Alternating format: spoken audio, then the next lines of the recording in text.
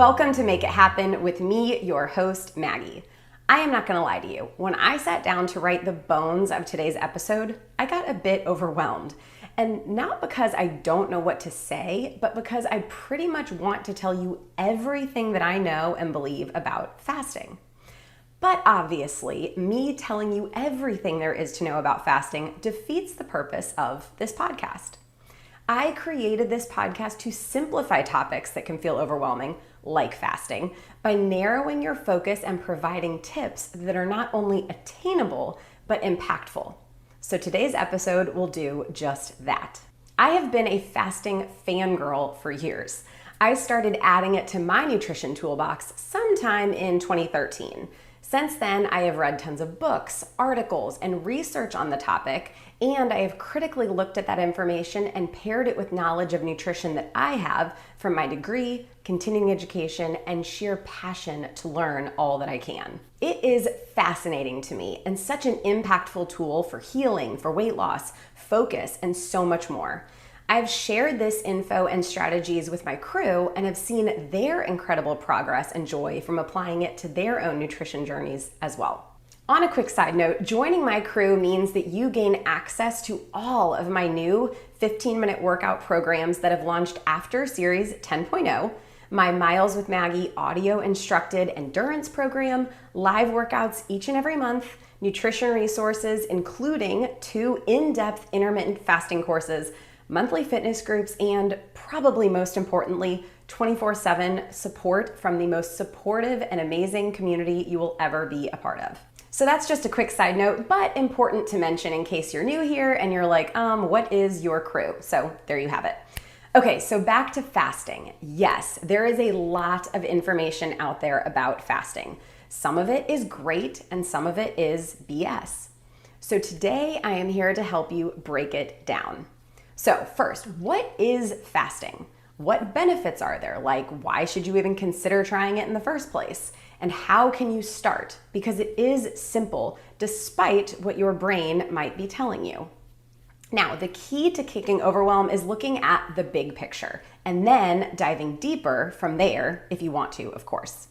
But even if you think that you know all the basics of fasting, I encourage you to hear me out today. You will likely hear something that helps you, clarifies something, or gives you another perspective. And what's the harm in spending these next few minutes with me? So first of all, fasting is certainly not a new concept. It's been around forever. Our ancestors for centuries have been fasting naturally before the official term even came about. There are many ways to go about doing it, but it is simple. Everybody can and actually does fast every single day. The concept of fasting is simply to extend the natural period of fasting that we're already doing. For example, when you sleep, you are fasting for around 8 hours naturally. So if we extend this, we can induce changes that provide benefits. So let's talk about some of those first. While there is limited research on fasting, there are some pretty cool proposed benefits. And speaking as a professional and from my own personal experience, the benefits that I am going to share with you today are ones that I have seen occur over and over again. I think my favorite is that fasting can simplify your life.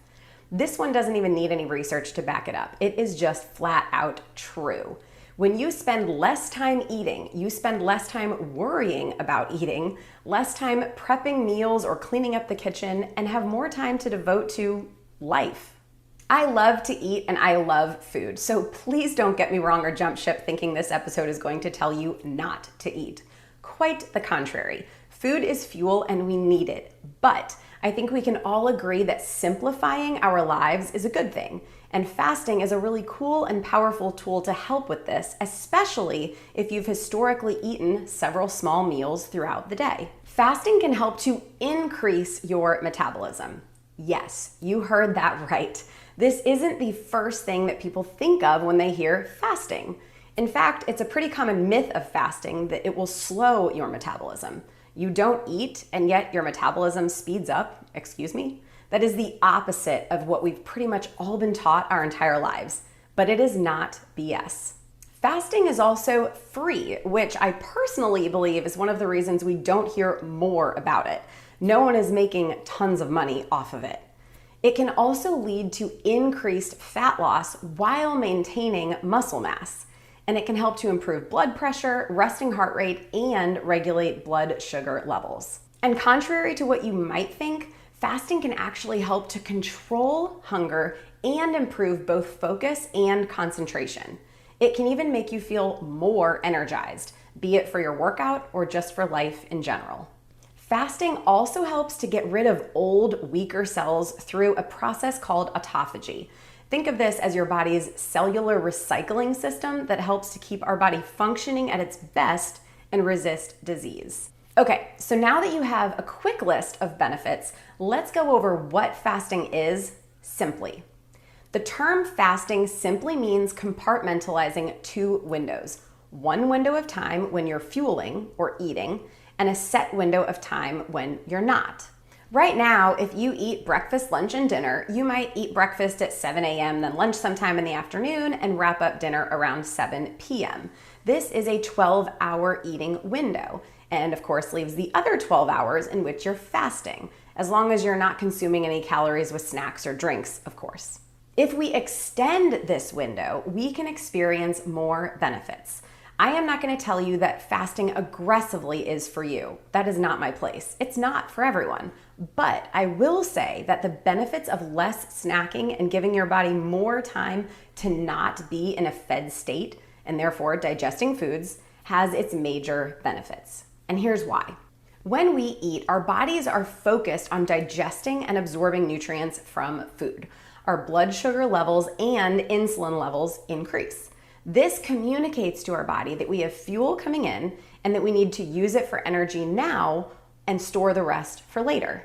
And by the way, a rise in blood sugar and insulin levels when we eat are both natural and healthy reactions. There's a lot of fear mongering out there that is so focused on keeping blood sugar levels and insulin levels low all the time. But when we're eating, this is a natural, healthy response. So just wanted to mention that. Anyway, the problem arises when our blood sugar and insulin levels remain chronically high, meaning they never have a chance to go down. And this happens when we eat all day long, be it with snacks or meals. On the flip side, when we've gone hours without eating, like when we sleep, we get into a fasted state. Your insulin levels have a chance to go down, and your body is told that food is no longer available as a source of fuel. When this happens, your body is told to pull energy that is stored in your body instead. So instead of being in a fed state where your body is in storage mode, we give it a chance to go into a burning mode. What does it burn? Well, contrary to what you may have heard, it is not your muscle. Think about the logic of this for just a moment. If our ancestor hunter-gatherers couldn't find food for a few days, do you really think our body would have chosen to burn muscle in order to survive? Now, if we hadn't survived, I would say sure, but we did survive, and that's because our body is smarter than that.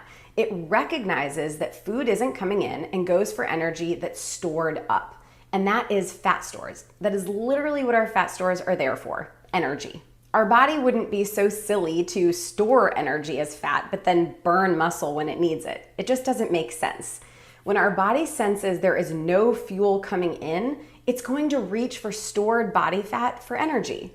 But in order to use these stores, we have to lower insulin to give our body the signal to do so. Now, there is a point during fasting where there is a little bit of protein breakdown, but this isn't muscle. This is where some of the confusion tends to come in. We have protein stored in our bodies in many forms, like excess skin. So, how do you start or give fasting an honest try to see how it feels for you? Well, let's say, like in the example I gave earlier, you're eating in a 12-hour eating window. I would recommend that you either push back breakfast an hour or wrap up your dinner an hour earlier. The key is to start slow and see how you feel. Once you get used to being fasted for 12 hours, bump it up to 13 and then 14 and so on. These small adjustments can make a really big difference and let you experience the benefits that fasting can provide. So, we have talked about some of the pretty basic benefits of fasting, what fasting is, and how to start practicing it to see if it feels like something that is good for you. I'd love to know what other questions you have, so please leave a comment below this episode to help me dial in what future episodes of fasting to bring your way. And like I mentioned earlier, if you're hungry to learn now and dive into more details like what to eat, how to vary your fasting schedule, and even how to fast with your menstrual cycle, this is really important for females, I have 2 different fasting courses available to you when you join my crew. Check out fitnessmaggie.com/membership for more. I will leave the direct link in the show notes for you. I certainly hope that today's episode helped to clear up any confusion you had about what fasting is and how you can benefit from it. Remember, when overwhelm starts to creep in, think big picture.